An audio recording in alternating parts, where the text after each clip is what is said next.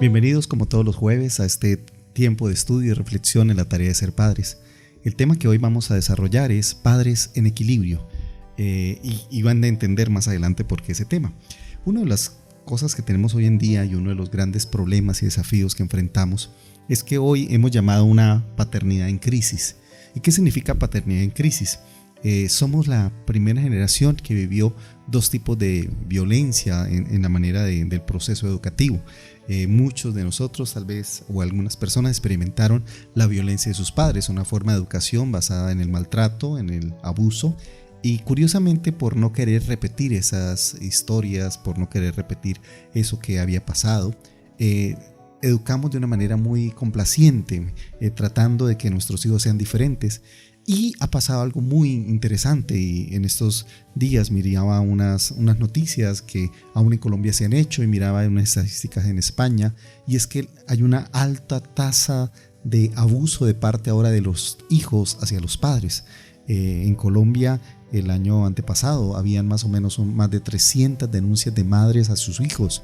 Y esa suma fue aumentando al punto que ya estamos a niveles un poco alarmantes. Ahora, ¿qué es lo que está pasando? ¿Cómo es posible que pasamos de padres abusadores ahora a hijos abusadores, ¿no? Y ese problema y esa dificultad que estamos enfrentando es muy delicado.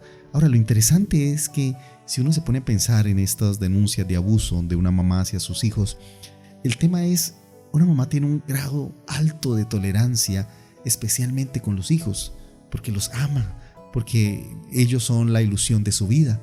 Así que una mamá haya llegado a denunciar a su hijo, imagínate la escena, ¿no? Una mamá que pone una denuncia frente al problema de maltrato de su hijo. Oye, eso lo que significa es que hay un problema muy serio en nuestra sociedad. Algo pasó, algo hicimos mal.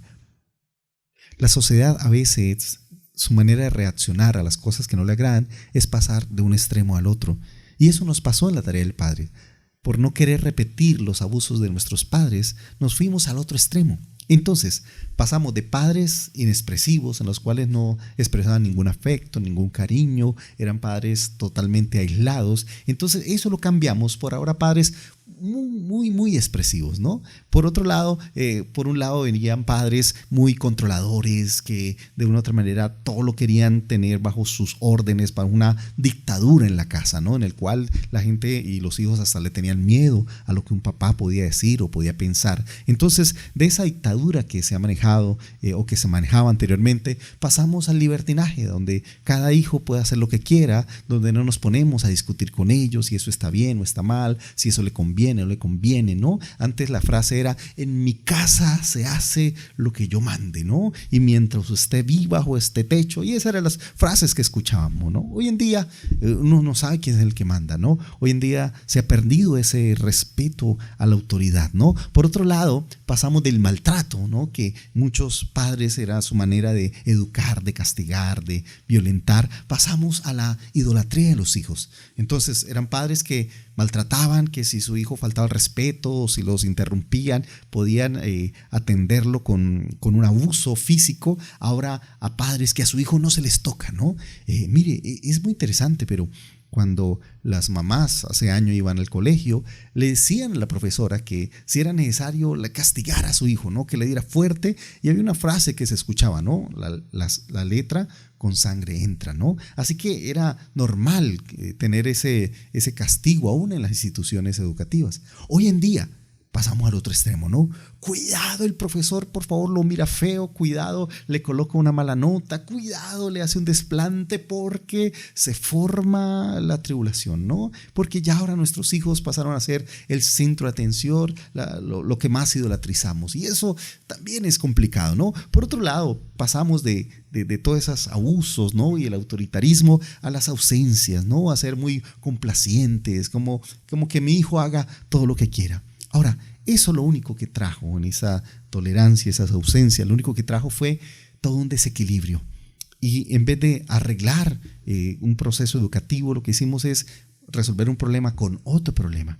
Ahora, ¿qué nos ayuda a tener equilibrio en la vida? ¿Qué nos ayuda o cómo encontrar equilibrio en esta tarea de ser padres? ¿Cómo encontrar la medida perfecta de no irnos al maltrato, que era lo que tal vez se veía y como modelo en los antepasados, pero tampoco a lo que se ve hoy en día de una especie de idolatrización de los hijos, al niño no se le puede decir nada, no se le puede corregir, no se le puede reprender, porque eso es coartar el libre desarrollo de su personalidad? Entonces, ¿cómo encontrar equilibrio? Y yo creo que el equilibrio siempre ha estado en aquello que no cambia.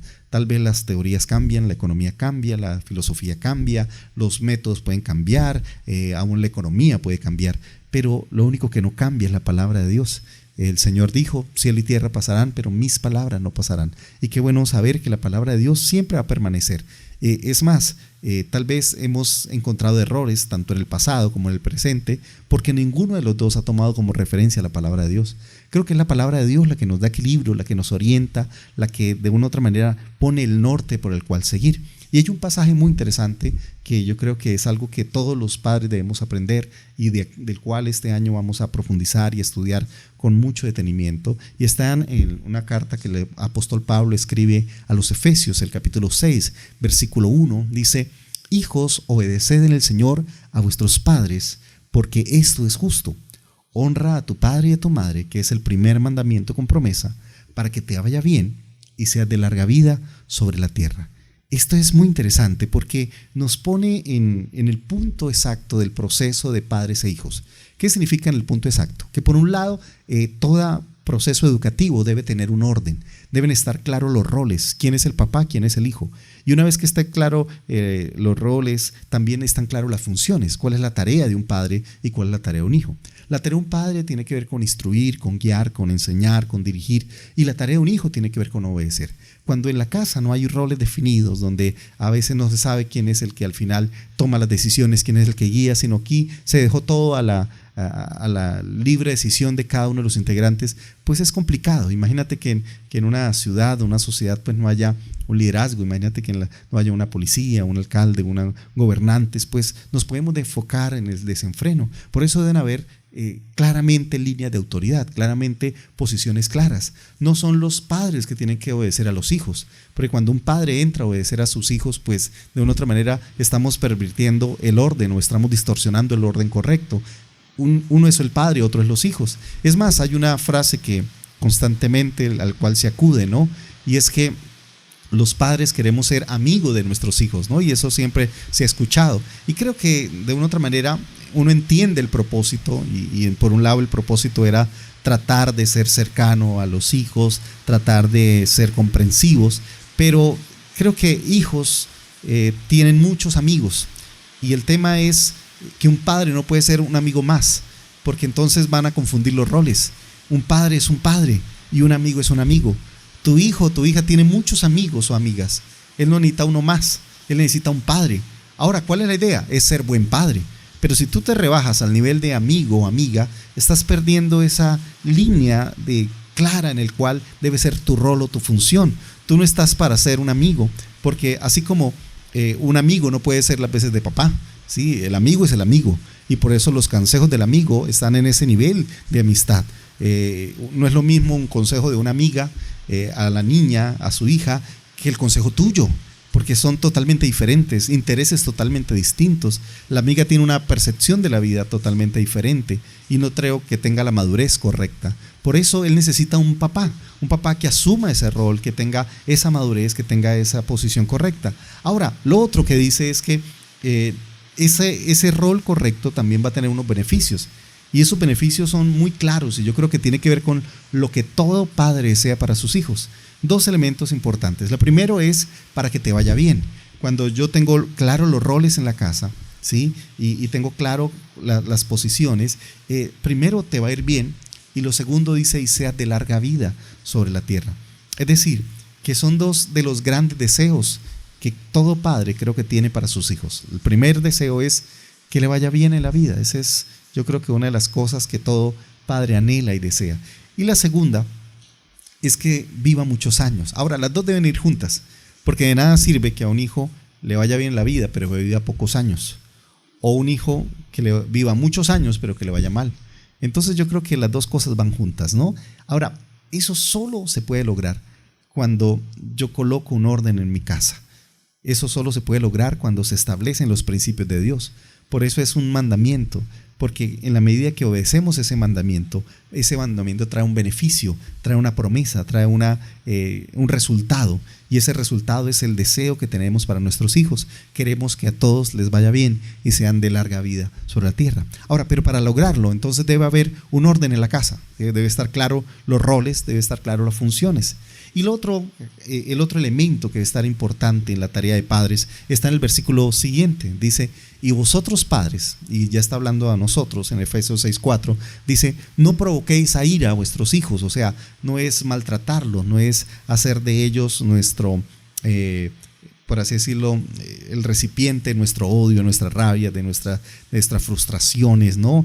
Que sean el enfoque de desbocar nuestra ira y nuestros enojos, ¿no? Sino dice criarlos en disciplina, ¿no? Y dice en disciplina y amonestación del Señor. Ahora, ¿qué significa eso, criarlos en disciplina? Que la disciplina debe ser algo importante en el proceso educativo. Yo les decía en la clase anterior, hace 8 días, que nosotros tenemos un concepto equivocado de disciplina, porque creemos que disciplina es castigar. Entonces cuando uno dice criarlo en disciplina es criarlos con la correa, es criarlos con los que usan la chancleta o otro elemento, un palo o lo que sea. Y yo creo que no está hablando de eso, ¿no? Eso no es disciplina, eso es castigo y que se convierte a veces en violencia o en maltrato.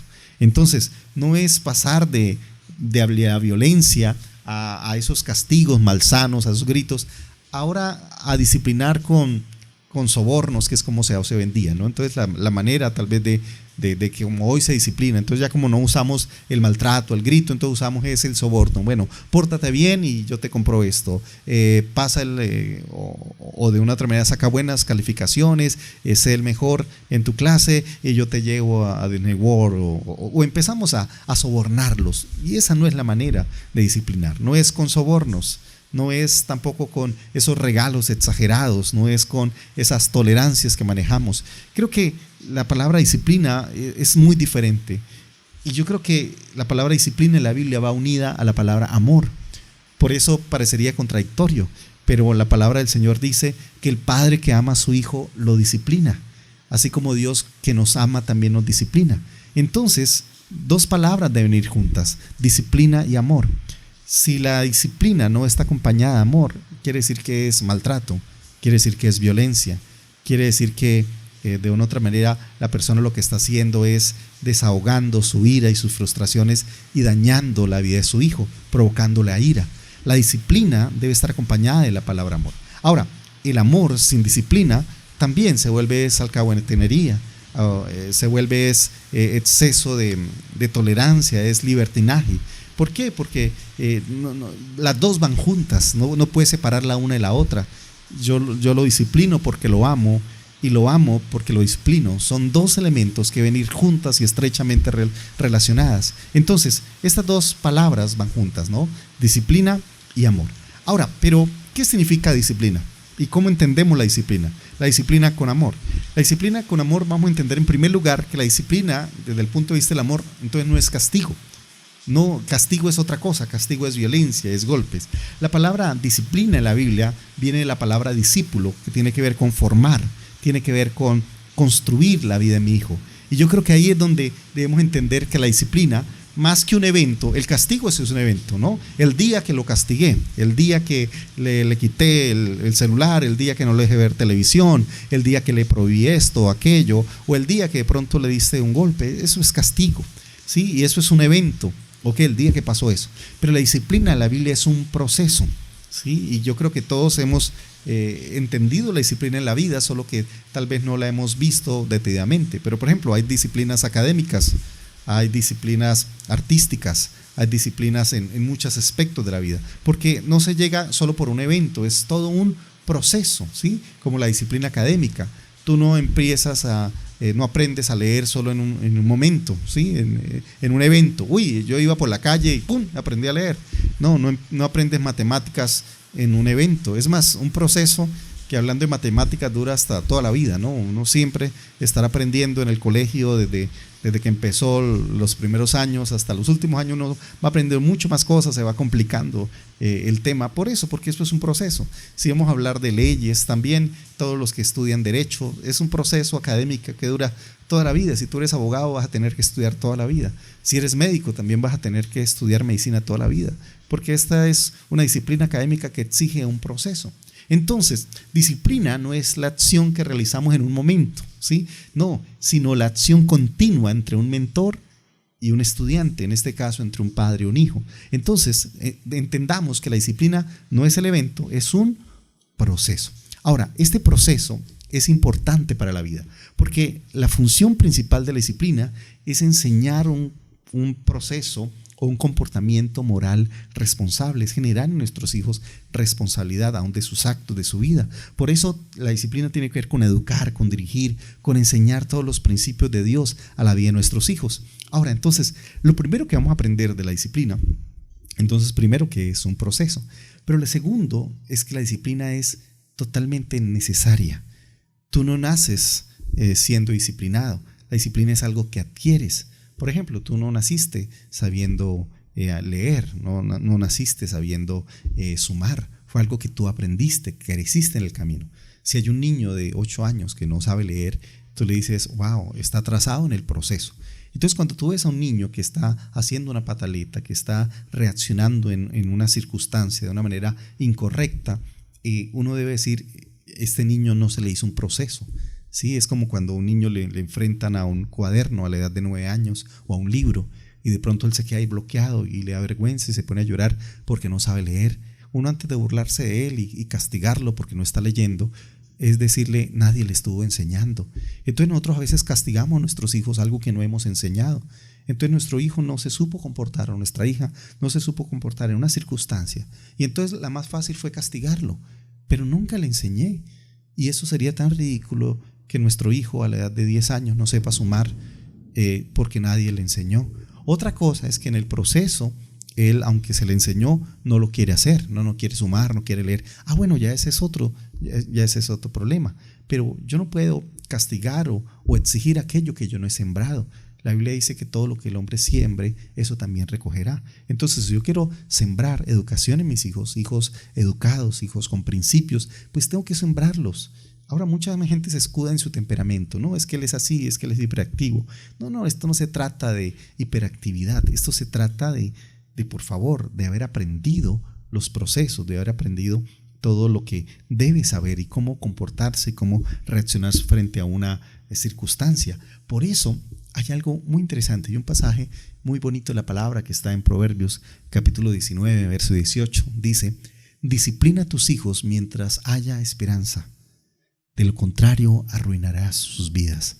Entonces, si tú no disciplinas a tu hijo, no le estás haciendo un favor.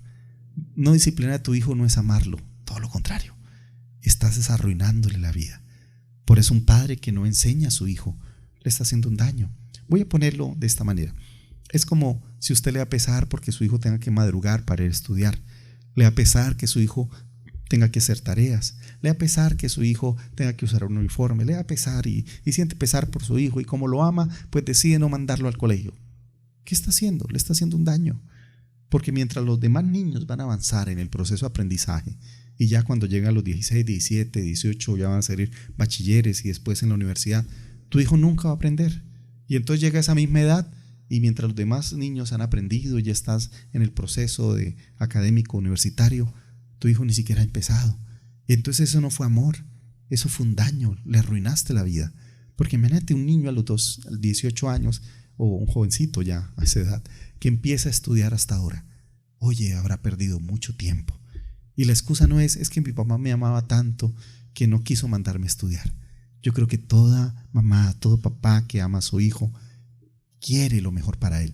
Y eso mejor para él involucra o exige que él pueda empezar un proceso de educación, un proceso de formación. ¿Qué le va a exigir? Que él al principio no va a querer ir a estudiar, al principio no le va a gustar madrugar, al principio va a luchar con las tareas, va a luchar con muchos elementos, pero es en el proceso donde él empieza a ser formado, en el proceso donde él empieza a interactuar con sus compañeros, con el profesor, con el colegio, que él va creciendo y aprendiendo. Y uno se asombra, ¿no? Como los hijos no solamente pasan los años, sino adquieren más conocimiento y de pronto hasta saben cosas que de pronto nosotros hasta olvidamos, ¿no? Cuando uno ve a sus hijos que de pronto saben más inglés de lo que tú sabes, que maneja algunas cosas que de pronto, wow, uno se admira de ello. Pero no llegaron así, no es que nacieron aprendiendo otro idioma. Realmente fue una disciplina que empezaron a desarrollar. Y esa disciplina académica que desarrollaron los llevó a un crecimiento. Entonces a veces nosotros queremos los eventos y Dios es un Dios de proceso, ¿no? Entonces por eso aprendimos que la disciplina es un proceso y segundo que es totalmente necesaria y que cuando tú no disciplinas, cuando tú no formas a tu hijo, le estás haciendo un daño. Eso no es amor. Lo único que estás haciendo es dañándole, arruinando la vida de tu hijo. Ahora, y termino con un tercer aspecto y esto continúa dentro de 8 días, es que en este proceso de disciplina, los responsables no son solamente los niños, ¿no? Él mismo tiene que aprender, porque cuando tú castigas, cuando lo has enseñado, le estás diciendo es que tú deberías aprender a leer solo, tú deberías aprender a sumar solo. Y por favor, cuando uno invita a un profesor y lleva a su hijo a un colegio, es porque reconoce que necesita ayuda, que necesita que alguien le explique, ¿no? Y más cuando eres pequeño, necesitas una ayuda, necesitas una orientación. Por eso, esto es necesario, pero la primera responsabilidad son de nosotros como padres. Sí, en ellos hay responsabilidad también. Por eso Salomón decía, oye, hijo mío, la enseñanza de tu padre no olvides. Sí, yo sé que ellos deben, su responsabilidad es escuchar, su responsabilidad es acatar, pero la responsabilidad como padres es enseñar, es instruir. Por eso, allí el proverbio decía, disciplina a tus hijos, ¿sí? Ese es un proceso. O como dice también Proverbios, instruye al niño en su camino. O sea, es una tarea como padres. Yo no puedo desviarme de esa tarea, yo no puedo hacerme loco en esa tarea, no puedo culpar a los profesores. La primera responsabilidad de la educación moral, espiritual e integral de mi hijo, la primera responsabilidad somos nosotros como padres. No podemos excusarnos en otros, no podemos tampoco excusarnos en el niño. Mire, independientemente sea el carácter de un niño, todos al final tienen que saber leer, escribir, sumar. Todos tienen que hacerlo, independiente. Usted dirá, no, es que este niño era callado, este era muy inquieto. Igual al final los dos tenían que aprender, que el proceso con cada uno será diferente. Y cuando tú tienes varios hijos, tú no puedes hacer el mismo proceso con todos. No, cada uno será totalmente distinto. Pero que todos van a llegar a ese nivel, claro que todos deben llegar. Todos tienen que al final graduarse de un 10º. Todos los que estudian medicina tienen que hacer todo el proceso, independientemente de las características o su temperamento. Ahora, por otro lado, quiero hacer algo puntual. Es que tampoco es solo la mamá la responsable o solo el papá el responsable. Hay un pasaje en Proverbios capítulo 1, verso 8 y 9, dice, oye, hijo mío, la instrucción de tu padre y no desprecies la dirección de tu madre. Es interesante que en los hebreos tiene algo que llama el paralelismo. Paralelismo significa como repetir lo mismo, pero en dos cosas que van en paralela. Por eso tú ves instrucción y direcciones son sinónimos. Pero cuando habla del padre, habla de papá y mamá. Y lo que está diciendo es que la instrucción no es solo del papá, ni la instrucción solo es de la mamá, es de los dos. Y a veces creo que uno de los grandes problemas que ha traído el machismo es que se ha hecho a un lado en el proceso de educación de los hijos. Los papás nos hemos aislado. Hemos creído que la única tarea como padres es traer dinero a la casa, es proveer toda la parte económica, es traer seguridad, diversión, es sacarlos. Y poco nos detenemos a enseñar, a formar. Dios me dio el privilegio de ser padre nuevamente y tenemos un pequeño bebé de tan solo 6 mesecitos. Y es muy interesante cómo en este proceso, gracias a Dios por el hecho de ser pastor, pues me da la oportunidad de estar cerca de él buen tiempo. Y alguna vez, cuando estaba muy pequeñito, me encantaba cargarlo y que él saliera conmigo. Y entonces unos amigos en Medellín me regalaron un fular. Un fular es una especie de un trapo especial que te permite llevar el bebé pequeñito ahí en tu pecho. Y es una experiencia muy linda porque a él le fascinaba estar ahí. Y cuando era muy bebé, él podía pasar horas ahí y se le olvidaba que le daba hambre, dormía todo el tiempo y ahí se sentía totalmente seguro. Y fue una experiencia muy bonita. Pero me parece muy interesante era la reacción de la gente, ¿no? Alguien se me acercó y me dijo, yo pensé que usted llevaba un perrito. Yo, ¿cómo así un perrito? Es mi bebé. Decía, pero es que es muy raro ver a un hombre cargando a su bebé. Y otra señora se me acercó y me dijo, ¿sabes, señor? Lo felicito. No había visto un hombre cargando a su hijo. Siempre ponemos a la mamá, ¿no? A la que lo carga. Y mi esposa me dijo, yo ya lo llevé 9 meses, ahora te toca a ti. Entonces, pero yo lo disfruto, no lo hice solo por eso, sino porque disfruto mucho ser padre y amo mucho a mis hijos. Así que toda esa fue una experiencia linda para mí. Pero es interesante la reacción de la gente, ¿no? Porque en esta cultura machista como que eso lo hace, es la mamá. Recuerdo alguna vez llegué al banco y llegué con el bebé, pero tú sabes que en el banco hay aire acondicionado. Entonces yo lo tapé y obvio, solo veía el voltico, así que me viera como si tuviera una barriga muy grande. Y de pronto, en ese momento, el celador que estaba mirando pensó que era, no sé, si ya una bomba o algo así, ¿verdad? Pero yo les tuve que mostrar, no, mire, es un bebé. Y todo el mundo como asombrado, y un bebé, y usted. Pero estamos hablando de que, ahora, eso no es solamente el tema de cargarlo, ¿no? A veces en la crianza, los hombres hemos perdido el disfrute, el tener la posibilidad de disfrutar de nuestros hijos. Créanme que esa tarea de educar no debe ser un castigo, algo forzado, debe ser algo que tú y yo debemos disfrutar, porque no hay nada más lindo que verlos crecer, que enseñarles, que formarlos, que poder dejarles esas semillitas de Dios ahí en su corazón. Por eso, de verdad que les animo a que entendamos que la tarea de formar no es solo de una, es de los dos. Así que aprendimos 3 cosas, ¿no? Primero, que la disciplina es un proceso. Segundo, que es necesaria. Y tercera, que los dos deben estar totalmente involucrados, ¿no? No puedo excusarme ni decirle a mi esposa que tú no lo has hecho, o la esposa al esposo es que tú no lo has educado. No, somos los dos los responsables. De lo bien y lo mal formados que estén nuestros hijos, somos los dos los culpables. Porque cuando se portan bien, decimos, ese es mi hijo. Cuando se porta mal, mira, tu hijo se está portando mal. Y creo que lo que la Biblia nos enseña es que Dios nos hizo como pareja para que los dos hiciéramos todo ese proceso de amor. Qué bueno que podamos aprovechar estos tiempos de ser padres para poder crecer y para tener padres en equilibrio. Dentro de 8 días vamos a hablar de cómo hacer todo ese proceso de disciplina. Ya entendimos hoy los parámetros. Dentro de 8 días ya va a ser la parte práctica. Bueno, ¿cómo lo hago? ¿Cómo empiezo, pastor? ¿Cuál es el primer paso? Bueno, si quieres verlo, dentro de 8 días, a esta misma hora, vamos a tener el siguiente nivel de Padres en Equilibrio. Dios les bendiga. Un abrazo grande, tanto para el rector, para los profesores, a todos los padres que están pendientes del colegio. Quiero mandarles un abrazo grande. Yo sé que los abrazos ahora son virtuales porque físicamente nos toca de lejitos, pero oramos para que la gracia de Dios sea sobre nuestras vidas y oro para que el Señor les bendiga y nos dé la sabiduría para educar correctamente a nuestros hijos. Dios les bendiga. Un abrazo.